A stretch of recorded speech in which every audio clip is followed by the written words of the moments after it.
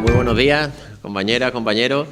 Queremos hoy, bueno, agradeceros que estéis aquí, hoy sábado, pero en marcha, y que, bueno, que hagamos ya lo que es el segundo foro dentro de esa iniciativa. Ya la mayoría, pues ya también conocéis, que estuvisteis en la primera, y como sabéis, que hemos puesto bajo el título de La Marbella Necesaria, englobar distintos foros sobre asuntos, temas que son clave, que consideramos fundamentales para la acción política, para la transformación necesaria en Marbella.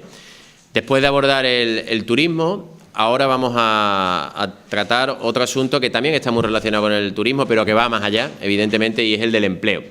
Y lo hacemos en un contexto de una ciudad como Marbella, donde en los últimos datos hablamos de 12.826 personas desempleadas. Es decir, hablamos de un número de desempleados que se aproxima a los 13.000 personas. Y también una cifra que ha aumentado desde julio, que es, bueno, pues donde se alcanzó el mayor número de ocupación hasta ahora, en 3.000 personas. Hablamos de esas 3.000 personas que es que ponen con cifra a un fenómeno, a una perversión como es la de la estacionalidad, ese empleo tan débil, en empleo pues ligado a los ciclos, los avatares de la temporada turística.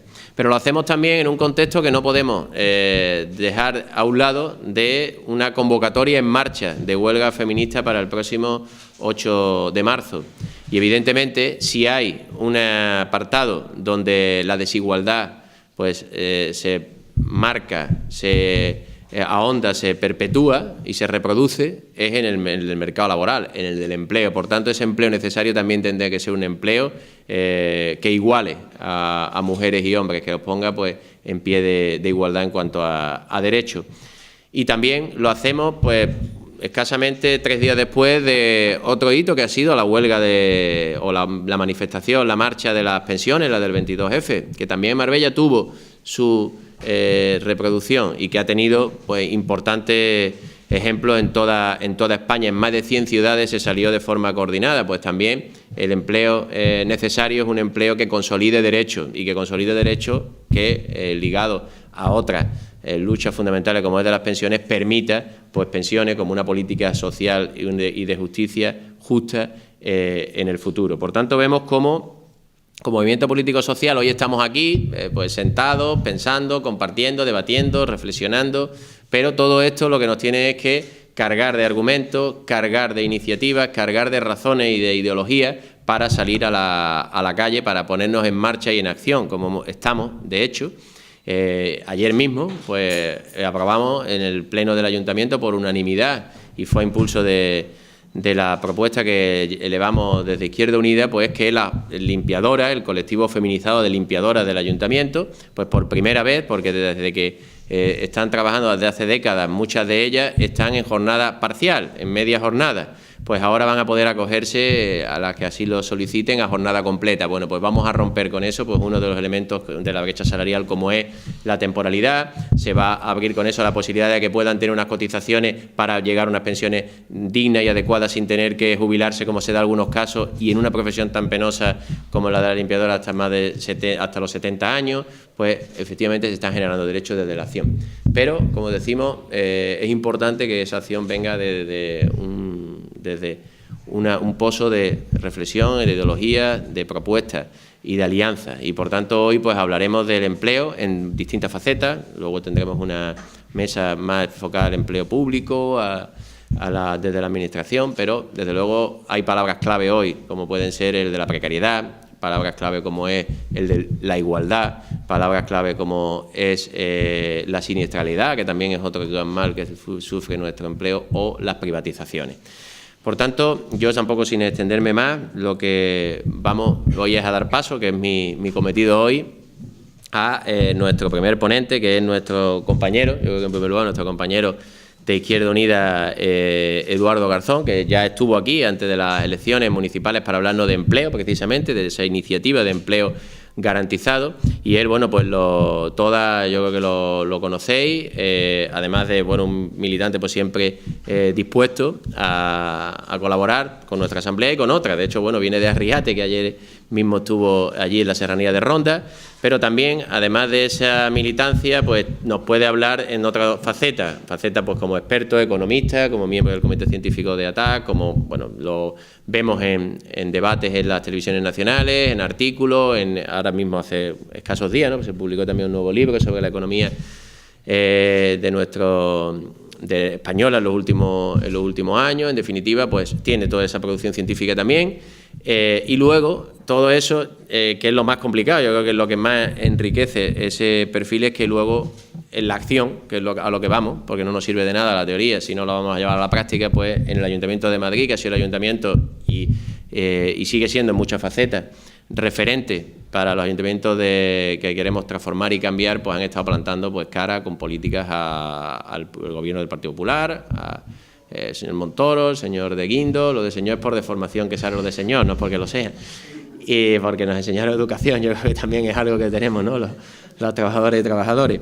Y a partir de ahí, bueno, pues incluso no solamente a estos señores, también a la compañera Carmena, porque a veces pues defender la coherencia y lo mejor interés general pues lleva a esa, en principio, pues inesperado enfrentamiento. Así que bueno, ya lo conocéis, y sobre todo para lo que estáis es para escucharlo, y por tanto yo creo que ya pues darle las gracias nuevamente y la palabra, Eduardo. Gracias.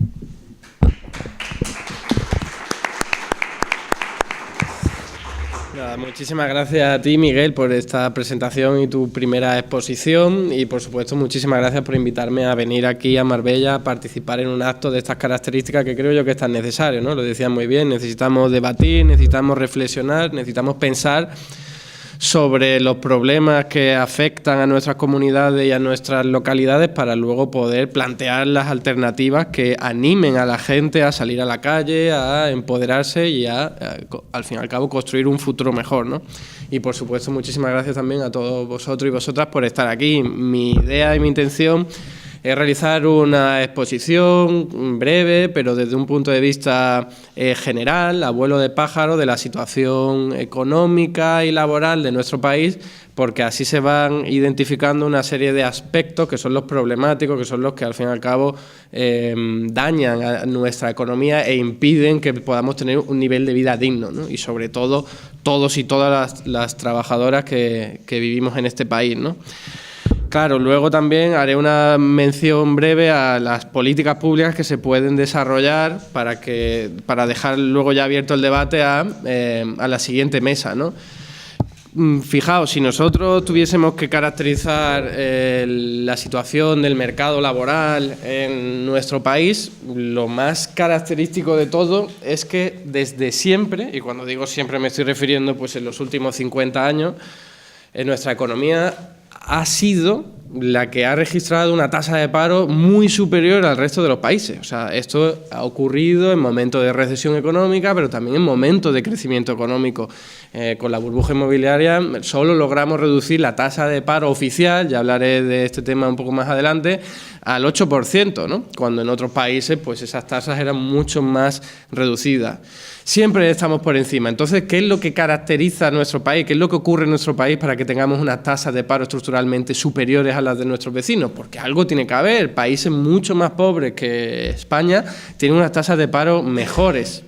Y por no irnos muy lejos, Portugal ha tenido siempre unas tasas de paro mejores que las de nuestro país, a pesar de tener un nivel de desarrollo productivo y económico menor. Entonces, ¿qué es lo que ocurre? Pues bien, una de las respuestas, hay muchísimos factores, pero uno de los más importantes es que la institución empresarial y política y democrática de nuestro país todavía sigue muy, muy contaminada por una época dictatorial en la cual las grandes empresas hacían prácticamente lo que les daban gana en connivencia con el poder político, y su prioridad en absoluto era mantener las tasas de crecimiento de empleo y preocuparse por la vida de los trabajadores y las trabajadoras. Esto es algo muy importante entender, porque seguimos viviendo en nuestro país con oligopolios que tienen que ver con el mercado eléctrico, el mercado energético, con el de las telecomunicaciones, con el de la banca, económicas que absorben muchísima riqueza, muchísimos recursos y lastran a la actividad económica. Eso impide que se puedan generar puestos de trabajo en otros aspectos. Y solo una mención, si tenemos el país... somos el segundo país con la energía más cara de toda la Unión Europea. Tenemos un problema en términos de competitividad empresarial. A las empresas les cuesta más caro poder desarrollar su actividad y eso tiene una repercusión negativa a la hora de contratar trabajadores y trabajadoras. Resulta que las familias también tienen un impacto económico importante porque tienen que pagar unas tasas y unas tarifas de energía mucho más elevadas, etcétera, etcétera, ¿no? Hay un aspecto muy importante que explica por qué tenemos unas tasas de paro estructuralmente superiores a las de otros países, pero no es el único. Si nosotros hablamos también de algo muy relacionado, que es el fraude laboral que hoy día existe y que ha existido siempre en nuestro país, pues tenemos ya otro segundo factor. Fraude laboral que es importante destacarlo, permitido por las instituciones. Pero esto es algo muy sencillo, o sea, si permiten que haya fraude laboral y que se contrate a trabajadores, pero no coste en acta o se produzcan todo tipo de irregularidades y se contrate a personas por unos tiempos que no son los establecidos acorde a la legislación laboral, etcétera, etcétera, pues lo que estás permitiendo desde los puestos gubernamentales es maquillar los datos del paro, no meterte en los problemas que hay en el mercado laboral y entonces en términos políticos incluso podría ser rentable porque perseguir pues toda esa economía sumergida que existe y todo ese fraude laboral pues tendría sus consecuencias, ¿no? Claro, fijaos que también hay otros elementos que explican esto y es nuestro modelo productivo. El modelo productivo de nuestra economía está basado, pues como podéis imaginar, no en lo mismo que ocurre en Alemania, donde hay una industria de alto valor añadido, de alto componente tecnológico, de conocimiento al fin y al cabo, que permite no solo generar muchísimos puestos de trabajo, sino al mismo tiempo que sean de calidad y tengan unos salarios elevados. Si nuestro modelo productivo, que desde hace ya 30 años se realizó una política industrial nula, que es decir, pues no nos vamos a preocupar, de hecho tuvimos un ministro que lo que decía era que la mejor política industrial era la que no existía, pues teníamos un problema porque se descuidaron todo el crecimiento y todo el tejido productivo industrial de nuestro país, se descuidó y eso tuvo una repercusión importante en términos de destrucción de empleo, ¿no? Ahora nos hemos volcado desde todo este tiempo pues al turismo de bajo valor añadido, además, esto, bueno, hablasteis en la anterior sesión y entonces sabéis mucho más que yo, pero no tenemos por qué tener un turismo de bajo valor añadido, o sea, en nuestro país tenemos una riqueza paisajística, cultural, histórica, que permitiría crear puestos de trabajo con alto valor añadido, con profesionales que tuvieran alta capacitación, alta formación, para poder explicar a los turistas pues, en qué consiste nuestro paisaje, nuestra riqueza cultural, etcétera, etcétera, ¿no? No necesariamente tiene que ser camareros y hoteleros, ¿no? Claro, si nosotros vemos nuestro modelo productivo nos damos cuenta de que ahí no solo viene explicado una parte de una tasa de paro elevada, sino al mismo tiempo la temporalidad. Si tenemos un modelo productivo que solo funciona, por así decirlo, cuando hay visitas de extranjeros, pues evidentemente, o cuando hay épocas estivales, pues evidentemente los puestos de trabajo se generarán solo en esos momentos del tiempo y luego desaparecerán, que es otro de los problemas importantes de la economía española. Pero aparte de mencionar y señalar de forma somera estos factores que explican pues, los problemas, quiero hablar también de cómo se nos engaña con el lenguaje y con los datos del paro, por parte sobre todo evidentemente del Partido Popular en este caso, pero en general de los gobiernos, para maquillar los datos del paro y al mismo tiempo pues calmar a la gente y que no se lleven las manos a la cabeza. Porque fijaos, estamos hablando de tasas de paro en nuestro país que son propias de estados fallidos, que son propias de países que han salido de una guerra, que son propias de países que acaban de tener una guerra civil, que acaban de romperse su sistema productivo o sistema institucional, como el caso de la Unión Soviética, etcétera, etcétera, o que han sufrido crisis agrícola. O sea, son tasas de paro que no ocurren en ningún otro tipo de país normal. O sea, en otra circunstancia tendríamos un país absolutamente movilizado y con antorchas en las calles, pues exigiendo una solución a este problema. Nos encontramos con movilización, pero no del tipo que estoy señalando, y esto es debido a que se nos engaña muchísimo y a otros factores, pero uno de ellos, que es el engaño masivo que utilizan con los datos del paro y que intentaré resumir en unos pocos aspectos. Uno de ellos es que se nos cuenta que la reducción del paro es positiva, ¿no? O sea, siempre que ocurre una bajada de paro, y últimamente pues está ocurriendo meses tras meses, pues inherentemente pensamos que es una buena noticia. Suena bien, ¿no? El paro ha bajado, bueno, qué bien, eso suena bien. Y se nos transmite un mensaje de optimismo y de buenas señales, pero en absoluto tiene por qué ser así. Y se puede hacer una reflexión muy sencilla al respecto. O sea, que alguien deje de estar parado o parada no significa que pase a trabajar, sino que puede simplemente haber dejado de buscar su puesto de trabajo porque ha perdido las expectativas de encontrar un empleo, puede ser simplemente porque haya preferido pasar a estudiar para alcanzar un empleo en un futuro, puede ser simplemente porque haya emigrado, y esto es un componente muy importante en nuestro país. Según las estadísticas oficiales, vemos que han emigrado más de 1 millón de jóvenes en los últimos 5 años de nuestro país, que es una bestialidad. Entonces, eso evidentemente reduce el desempleo. Y luego, por último, tenemos que la gente también puede prejubilarse o jubilarse, que es evidentemente un factor que, debido a la evolución demográfica de nuestro país, está explicando la reducción del paro. Es decir, está entrando mucha menos gente a la época de trabajar, es decir, de 15 a 16 años, de la que está saliendo, de 65 a 66. Es decir, hay muy poquitos jóvenes que están pasando a la época de trabajar y muchos, pues, personas de edad media que están pasando a la edad de jubilación. Esto explica, evidentemente, que todo ese potencial de personas que podrían trabajar y que son consideradas paradas se está reduciendo. Así de sencillo, pues eso es una cuestión demográfica. Entonces, eso explica que el desempleo esté cayendo. Eso es uno de los factores, no el único, que explica que el desempleo esté cayendo. Por lo tanto, fijaos, que el desempleo está cayendo, pero no quiere decir que eso es una buena noticia. Hay que ahondar un poquito más. Fijaos que desde el año, o el mes, mejor dicho, que el Partido Popular llegó al gobierno hasta la actualidad, el número de parados se ha reducido en 1.800.000 personas, ¿no? Bien, solo la mitad han pasado a trabajar. El resto ha ocurrido lo que os estoy explicando. Se han prejubilado, jubilado, han emigrado, han dejado de buscar empleo, etcétera, etcétera. Pero es que hay más. Si nosotros tuviésemos una tasa de paro verdaderamente fiable y exacta y rigurosa, nos daríamos cuenta de que nuestra tasa de paro no estaría en el 16%, que es como está actualmente, sino que estaría en torno al 25%. Y voy a explicar por qué. Nuestra oficina de estadística realiza un estudio que es: vamos a considerar parados a todas esas personas que lleven no sé cuánto tiempo sin trabajar, y pues si trabajó ayer, aunque sea 1 hora, ese ya no cuenta como parado, ¿no? O si es una persona que está buscando empleo pero a veces lo deja y a veces no, ese tampoco cuenta como parado. Y entonces, ¿qué ocurre? Que hay oficinas de estadística como la de Estados Unidos que realiza un estudio diferente y dice: oye, vamos a considerar también que hay una tasa de paro que no será la oficial, la comúnmente usada, sino que vamos a incorporar ahí como parados a personas que en este momento están desanimados porque no han encontrado un puesto de trabajo. Vamos a incorporar también a personas que están esperando a ver si sale, por ejemplo, una convocatoria pública de empleo, ¿no? Toda esa gente, al fin y al cabo, no están trabajando, tampoco están buscando empleo activamente, pero simplemente porque están esperando. O personas que acaban de ser despedidas y en ese momento ni siquiera saben qué van a hacer con su vida.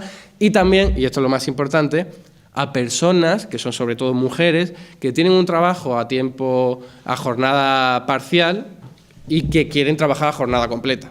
Es decir, son personas que a lo mejor están trabajando 4 horas al día, pero querrían un trabajo de 8 horas al día para poder tener una remuneración digna y suficiente, ¿no? Bien, estamos hablando de más de 1.400.000 personas que están en esa situación. Y el 80% son mujeres, ya sabéis por qué, por los factores patriarcales de nuestra sociedad, y al fin y al cabo son personas que no están satisfechas con su posición laboral y siguen buscando un puesto de trabajo, porque ellos tienen un puesto de trabajo y por eso no cuentan como parados oficialmente, pero en realidad sí están intentando encontrar un puesto de trabajo que se amolde a sus necesidades, que sería en este caso trabajar a jornada completa, ¿no?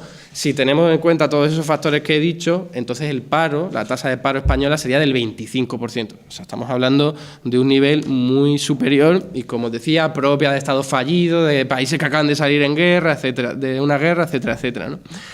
Claro, el fraude laboral que yo os comentaba explica también no solo las tasas de paro, sino la calidad del mismo.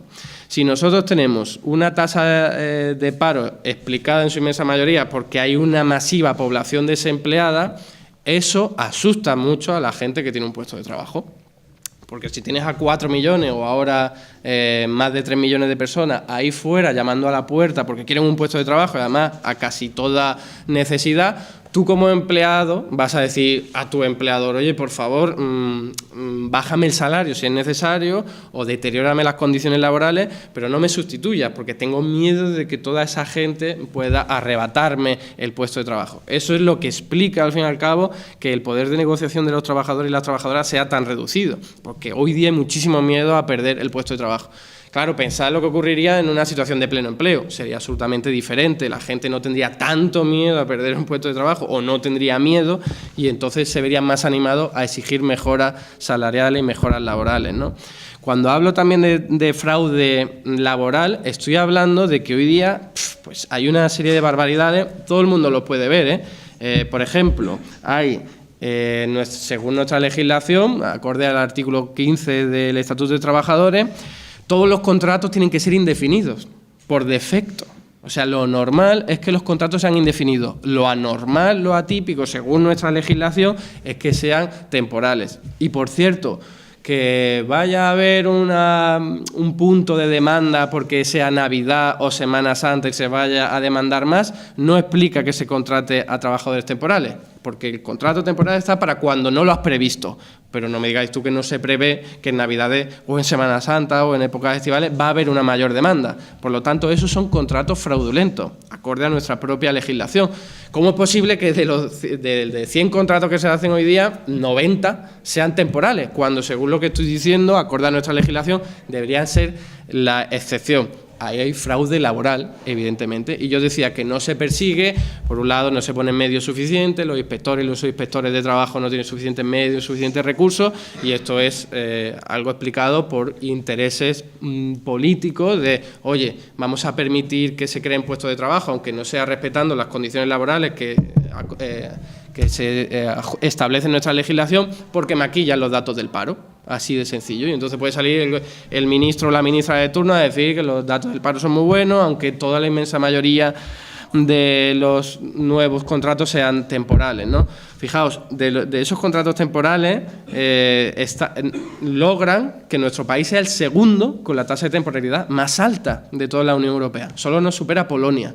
Y estamos hablando de tasas que no se pueden explicar si no es por ese fraude laboral. Porque, insisto, uno va a la legislación y dice, oye, que aquí lo normal tenía que ser indefinido. Y os estaba diciendo una anécdota o un ejemplo que os puedo poner del fraude que se comete, que lo podemos ver cada uno de nosotros y nosotras cuando vamos a los servicios públicos de empleo, estatales, autonómicos, lo que sea, y vemos los motivos que han llevado a un empresario a contratar en tiempo temporal.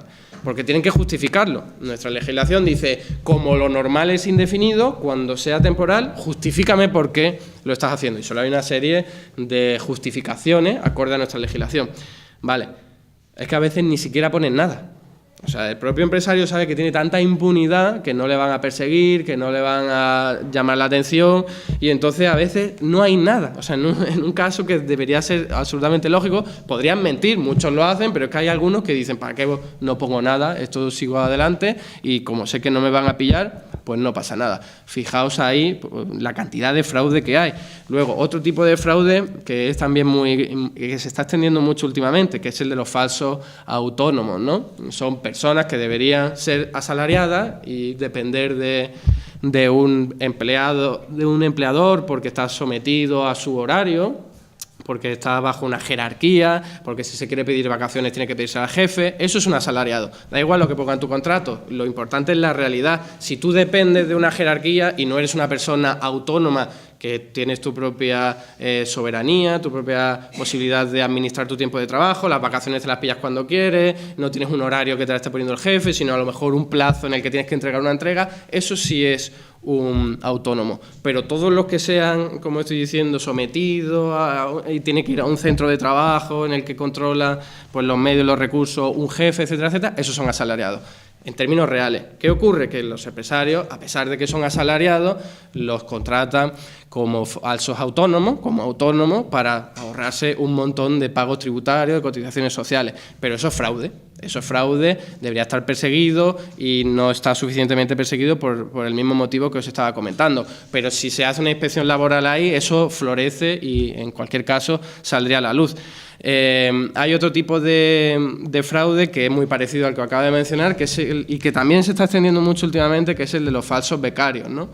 Lo mismo, un becario debería ser una persona que entra en una empresa pues para adquirir conocimiento y formación y no debería estar realizando el mismo trabajo que realiza un asalariado normal. Pues lo que ocurre es que muchas empresas contratan a becarios, que son personas que acaban de salir de una licenciatura de la universidad y realizan una serie de trabajos que son exactamente los mismos que los que hace un empleado normal y no cobran. A veces ni siquiera cobran, pero no cobran lo mismo, no tienen las mismas condiciones laborales.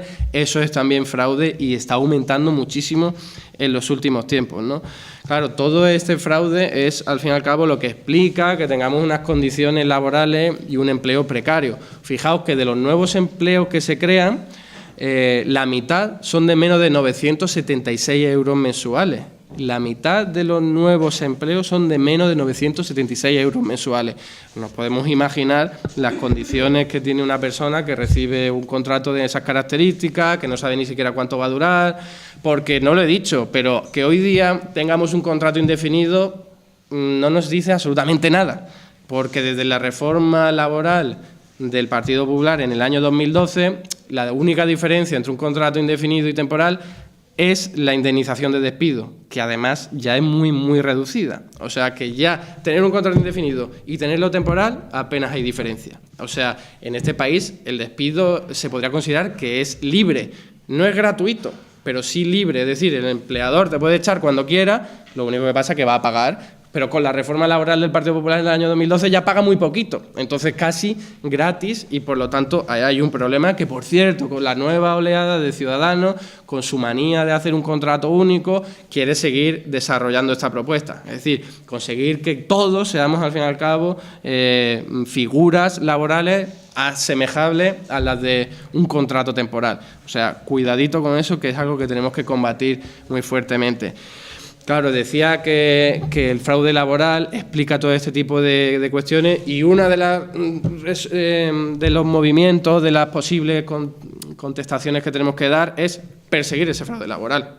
Uno, ya lo decía yo, si nosotros creamos puestos de trabajo para reducir esa masa que está deteriorando las condiciones laborales de la gente, pues lograremos mejorar, al fin y al cabo, el poder de negociación de los trabajadores y trabajadoras. Por otro lado, hay que perseguir el fraude laboral, imprescindible. O sea, tenemos que mejorar los recursos, los medios, tenemos que concienciar a la gente. El otro día conocimos, que creo que era en Murcia, en un pueblo de Murcia, que llegó la inspección laboral y uno de los trabajadores se lanzó por la ventana. Y cuando la inspección laboral está para defender los derechos de los trabajadores y las trabajadoras. Lo que pasa es que la gente no lo sabe y se piensa que como están trabajando en negro van a ser ellos los que van a sufrir las consecuencias. Cuando no, siempre recae la culpa sobre los empresarios, evidentemente, que son quienes tienen el poder.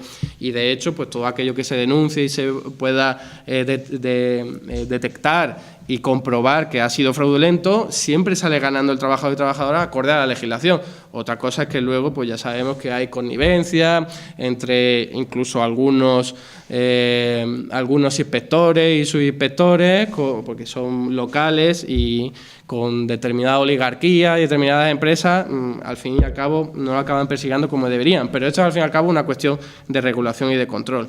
Y esto es lo que explica, por cierto, pues las condiciones que tenemos en las cuales el 61% de las personas que, por ejemplo, están hoy día trabajando a tiempo parcial, desearían estar trabajando a tiempo completo. La inmensa mayoría, de nuevo, son mujeres, que simplemente es el caso que comentaba antes, ¿no? Pero hay otro factor, hay otro resultado, hay otra manifestación de toda esta situación y es el número de horas extraordinarias. El número de horas extraordinarias no deja de crecer, en parte motivado porque hay cada vez más horas de trabajo, pero sobre todo pues porque la legislación laboral lo permite, el fraude laboral lo permite y vemos que hay más de 6 millones de horas extraordinarias realizadas a la semana, la mitad no se pagan, son absolutamente fraudulentas e ilegales y ahí la Inspección de Trabajo no está realizando el trabajo que debería. Imaginaos, si nosotros perseguimos y afloramos todas esas horas extraordinarias, seríamos capaces de repartirlas entre todas las personas desempleadas, porque son horas extraordinarias que no debería estar haciendo una persona, sino una persona parada, lograremos crear casi 150.000 puestos de trabajo. solo con el reparto del tiempo de trabajo. Lo que ocurre es que en nuestro país hay gente que no trabaja, hay gente que trabaja muy poquito y quiere trabajar más, y hay gente que se mata a trabajar. O sea, hay muchas situaciones, dependiendo del contexto y del sector en el que estemos mirando, pero tenemos problemas de este tipo. Y luego, y voy acabando con esto, fijaos la cantidad de horas de trabajo que se están haciendo ahora comparado con cuando llegó el gobierno, el Partido Popular al gobierno. Solo han aumentado un 1%.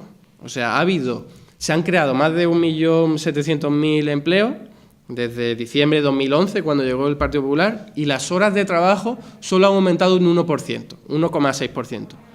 Entonces, ¿qué ha pasado aquí? O sea, la gente tiene que saber que lo que explica que cada vez tengamos sociedades más ricas y tal, son las horas de trabajo, no la gente que haya. Lo que explica que haya más masa salarial, la renta y la riqueza, son las horas de trabajo. Si tenemos prácticamente las mismas que hace 6 años y lo que ocurre es que hay mucha más gente trabajando, eso solo se explica de una forma: desguace del empleo.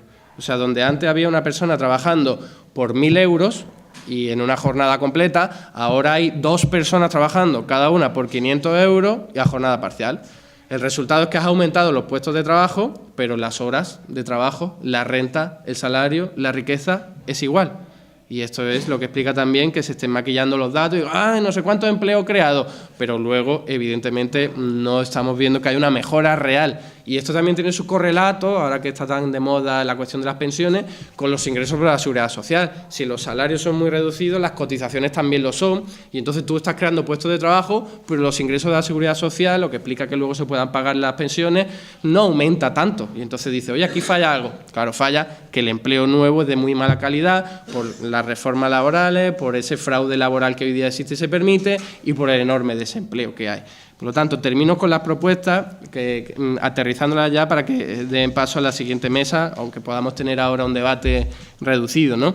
Que sería una de las propuestas que mantiene Izquierda Unida para darle en el corazón a este problema, es la generación de puestos de trabajo para reducir todo ese tamaño y todo ese ejército de desempleados que hay.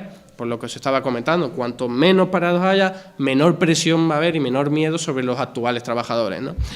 Claro, si el sector privado no lo hace, y lo estamos viendo, y cuando lo hace en unas condiciones laborales que dejan mucho que desear, lo tiene que hacer el sector público. Y eso tiene que ser así. Y además hay una obra académica y científica muy elaborada y muy desarrollada que explica que eso se puede hacer, que es técnicamente posible y que no hay ningún tipo de problema. De hecho, si nosotros ya solo pensamos en nuestro empleo público convencional, nos damos cuenta que tenemos muchísimo menos trabajadores que otros países. No ya que Suecia o Finlandia, que evidentemente tiene muchísimos más trabajadores públicos por persona, sino comparando con países muy parecidos al nuestro, como Portugal, Francia, Italia, estamos muy por debajo. Es decir, tenemos mucho margen. Desde que llegó el gobierno, por cierto, de Rajoy, se han destruido en torno a unos 250.000 puestos de trabajo en el sector público, ¿no? Sí, nosotros tenemos que recuperar eso y además incrementarlo. Hay mucho margen para crear puestos de trabajo en la educación, en la sanidad, la dependencia, etcétera, etcétera. Pero además, desde Izquierda Unida proponemos algo que va más allá, ¿no? Y es, oye, pues a lo mejor es cierto que debido a nuestra situación económica capitalista en este país, no se pueda llegar al pleno empleo con las prácticas convencionales de siempre. En parte porque hay personas que tú le puedes ofrecer una oposición y un concurso público y por las circunstancias que sea, nunca la van a poder superar, porque han tenido problemas en su familia, no están habituados al estudio y son personas que de una forma u otra nunca van a poder superar una oposición. Esto es algo que la izquierda tendríamos que ser mucho más conscientes de lo que somos actualmente. Y esa gente, si queremos garantizarle un puesto de trabajo que no sea en el mundo de la economía sumergida, que es donde al fin y al cabo lo consigue, debemos cambiar la forma de entender este problema y crear puestos de trabajo directamente para estas personas, desde lo público. Y esto es al fin y al cabo lo que se persiguen con prácticas como la del trabajo garantizado. Que sí, vamos a aumentar el tamaño del sector público convencional porque está infradesarrollado. y como siempre lo conocemos, etcétera, etcétera. Eso a su vez va a dar un impulso al sector privado porque va a haber más dinero circulando, más ventas, las empresas van a tener que contratar a más trabajadores para satisfacer a la nueva clientela y se va a crear más empleo privado. Pero hay una parte de nuestra economía que está absolutamente marginada de la población desempleada, que son todas esas personas a las que me he referido, de barrios sobre todo marginales, pobres, que nunca van a encontrar un puesto de trabajo en las condiciones en las que me estoy refiriendo. Entonces necesitamos no solo realizar políticas de formación y de inclusión social, efectivamente, sino crear trabajo garantizado, que es todo el mundo que quiera trabajar va a poder hacerlo. Y no en cualquier actividad que sea pintar la pared una y otra vez, simplemente por el hecho de crear un puesto de trabajo, sino en actividades que sean absolutamente necesarias para que vivamos todos y todas mejor. Y estoy hablando de educación, de sanidad, de dependencia, de cuidado de niños y niñas, de cuidado de ancianos, de cuidado de la fauna y de la flora, y la cantidad de trabajo que hay por ahí para intentar aliviar los problemas derivados del cambio climático son mastodónticos. O sea, necesitaríamos muchísimos más parados de los que hay en nuestro país para atender las necesidades que hoy día no están cubiertas. Pero es que también cuidado de espacios urbanos, rehabilitación de edificios para que sean más eficientes energéticamente, para hacer transitables nuestras ciudades y que personas con movilidad reducida puedan transitar por ellas sin ningún tipo de problema, hacer accesibles nuestros edificios, que tengan ascensores, que hay muchos edificios en los que hay personas mayores viviendo en un tercer piso y no tienen ascensor. Hablamos incluso de actividades recreativas, culturales, deportivas, de ocio, todo lo que explique que al fin y al cabo podamos ser más felices y vivir mejor. Eso lo podemos garantizar con el trabajo humano, ¿no?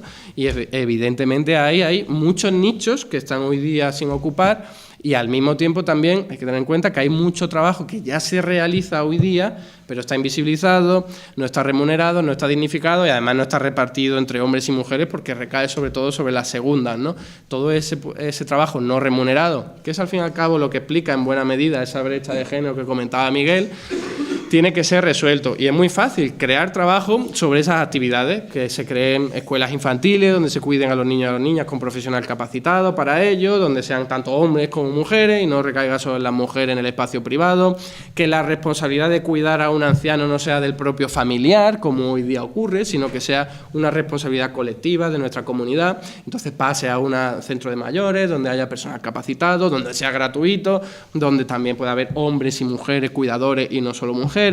Y a partir de todas esas políticas que se desarrollan desde lo público, insisto, se puede llegar al pleno empleo en cuestión de meses. Y no estoy exagerando, porque hay experiencias como la de Argentina en el año 2012, que en cuestión de 5 meses crearon 2 millones de puestos de trabajo. Y estoy hablando de prácticas que fueron así. Oye, que acabamos de salir de la crisis del año 2001, el corralito, etcétera, etcétera, y hay muchísimo desempleo. Pues vamos a crear puestos de trabajo directamente desde lo público y en actividades que sean socialmente útiles. Y de esa forma se crearon, como digo, 2 millones de puestos de trabajo en 5 meses. Hay experiencias muy parecidas, como la de Roosevelt en los años 30, en Estados Unidos, que también un desempleo masivo, y dijeron, esto no puede ser, creamos directamente puestos de trabajo. Era otra época, había cosas que seguramente se podían mejorar, pero nos da una idea, y con esto termino, de que la cuestión del desempleo es absolutamente política. O sea, es política, no hay otro motivo, no hay una cuestión técnica. En sociedades tan avanzadas como las nuestras, las que tenemos desarrollado un nivel científico, tecnológico, productivo increíble, que somos capaces de hacer absolutos milagros en términos de especie humana, ¿no? Que no seríamos capaces de imaginarlo hace tan solo 100, 50 años, no se nos puede decir que no somos capaces de garantizar un nivel de vida digno a toda nuestra población. Claro que podemos, la cuestión no es técnica, la cuestión no es que no tengamos suficientes recursos ni suficientes capacidades, cada vez tenemos más, la cuestión es de reparto de esa renta y de esa riqueza. Eso es lo que explica, por ejemplo, y ayer lo comentaba en la Asamblea de Arriate, es un dato que siempre pongo y llama mucho la atención, que estemos hablando del problema de las pensiones, de que la mitad de las pensiones son de menos de 800 euros mensuales, la mitad de las pensiones públicas son de menos de 800 euros mensuales y hay un problema de distribución. Cuando el número 2 del BBVA se jubiló hace muy poquito tiempo, con 56 años, lo típico que nos jubilamos todos y todas nosotros, ¿no? Con 56 años, con una pensión de 4.900 euros al día. lo cual explica, como estoy diciendo, un problema de distribución. No es que no haya dinero, no es que haya recursos, no es que haya capacidades, sino que hay un problema de distribución.